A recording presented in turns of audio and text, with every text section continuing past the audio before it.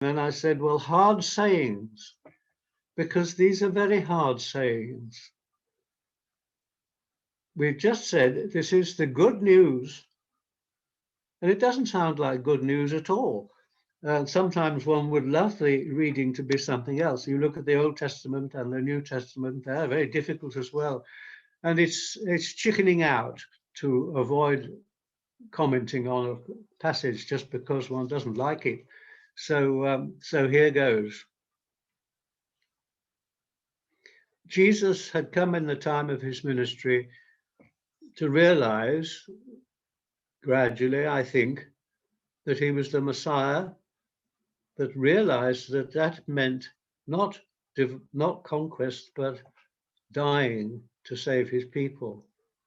And he was on the point of choosing the path that led to Calvary. And I think it was overshadowing a lot of his life at that time. And he was asking people's advice. What do they think he should do? So he asked his disciples, what rumors are going around? What's the vox pop on this one? Who do people think I am? And they popped up with, well, some think you're John the Baptist come back to life. Some people think you're Elijah come back to life. There's a prophecy about that. Some people think you're a prophet from days gone by, come back to life. Well, said Jesus, who do you say I am?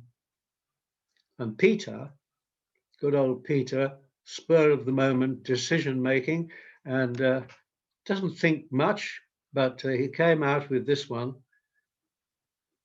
I believe you are the Christ, you are the Messiah. And Jesus said, God has told you that. That's a message from God. And now we come on to today's reading. Jesus started speaking to them about his future, about the death that he must undergo. And Peter, just been told by God that this was the Messiah, couldn't cope with this one. You can't say that. Look, Jesus, you just told us you're the Son of God. You're going to do great things. You're going to conquer the Romans, all the rest of it. This was in his mind. And he waited for Jesus to say, thank you for that advice, my good friend. And Jesus looked at him and said, get away, Satan. Just smack in the face. Poor old Peter, whatever was going on. At one moment he's told God has spoken to him and Jesus is the Messiah. And the next moment, Satan has spoken to him. What's going on? And of course, Peter's well-meaning advice cut right across what Jesus was already coming to understand. This is why Jesus responded so sharply. He just determined that he ought to be going towards Calvary. And now here was his disciple trying to dissuade him from it. I wonder if Jesus was still in a bit of indecision. Is God saying after, is my Father saying perhaps I shouldn't go after all? And then after that comes the transfiguration when Jesus meets Elijah and Moses, and they both obviously give him the go-ahead. And from that on, he determines to go to the cross. Very hard sayings. What we might take briefly from this is be careful about giving people advice. What you think is best for them may be just the opposite. It's one of the principles of counseling, that you don't tell people what they should do, much as they'd like you to, but you help them to find out their own way forward. Just think of it may be the doctor says to someone you love, do these exercises, they'll do you good. And they're painful. And you want to save the person's pain. And so you say, oh, take no notice of that. Put your feet up and enjoy the television. Who knows best? Well, now we come on to the second part of this passage, the even tougher part for us. Jesus says, deny yourself. Take up your cross and follow me. lose your life.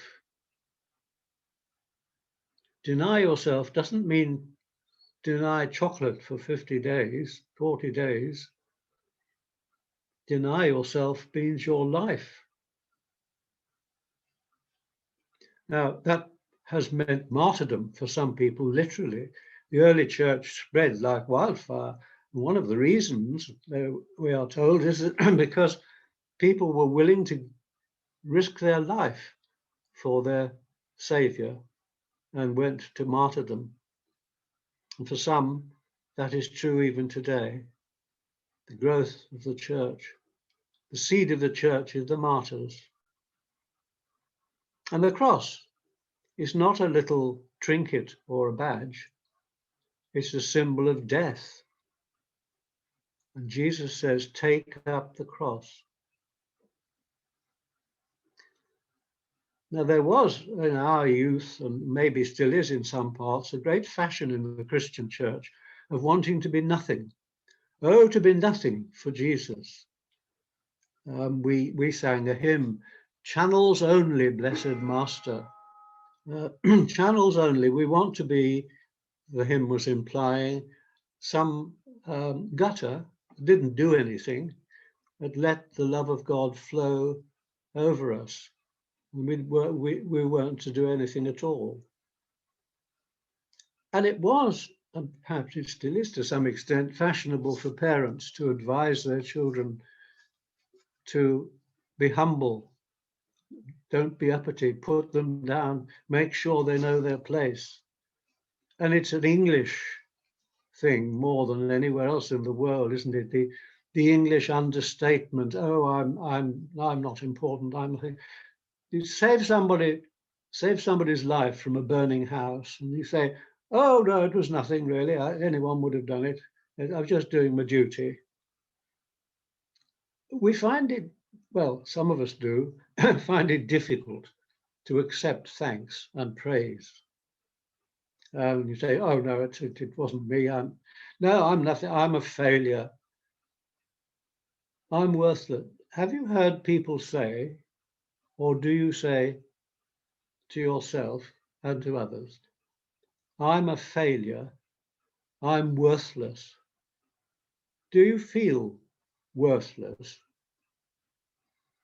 I think there are two possible reasons for this. One is that you've got a fixation, a feeling that's probably started when you were a child, of guilt, and parents even, or teachers or friends constantly putting you down, telling you that you don't matter. In many cases, friends do that because they want to be seen to be better than you are. If that happens, it's very hard to get rid of that feeling. It chases you all through life. Or it could be that you don't really feel worthless at all. You feel you're rather good and you wish somebody would recognize it.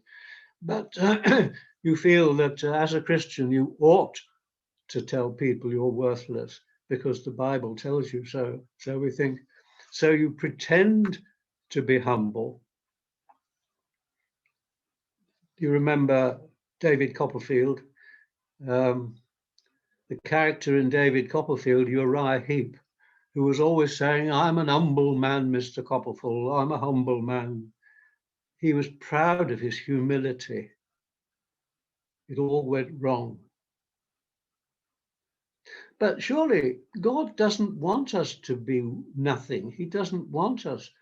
We're not worthless. He wants us to be something. If we were worthless, he wouldn't have made us. If we were worthless, Jesus wouldn't have died for us. Think of the father, the prodigal son. The prodigal son went away and did all sorts of wretched things. And he came back and he had a little speech prepared, didn't he? Father, I'm no more worthy to be called your son. Well, yes, he was right. He wasn't worthy to be called son. He'd dragged his father's name in the dust probably, but the father welcomed him joyfully and said, "You may not be worthy, but you're worth something. You're my son." And he killed the fatted calf.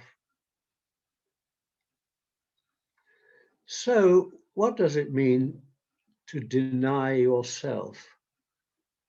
How can we die to ourselves? I think, don't quote me on this, but I think what he's talking about is deny your pride, deny your self-sufficiency. Don't think that you are the bee's knees. And that lovely song, or is it a dreadful song? Do it my way. No, not do it my way, do it God's way. Take the yoke, Jesus said, take my yoke. Be harnessed with Jesus. I'm going to finish with what might be a little parable. The Christian life is like a great field that needs to be ploughed, bearing in mind that we're talking about the kind of ploughing that was done by 2 oxen that are yoked together by an archway of wood, working side by side and pulling the plough behind them. There's a great field that needs to be ploughed. Does Jesus say, right, you've enlisted in the Christian army, you've enlisted in the Christian farmer's list, off you go, do your best, plough that field, I'll watch? No, he doesn't say that. Does he say, right, you're useless, you're worthless, sit down here, only I can do this, if you did it, you'd make a mess of it? No, he doesn't say that.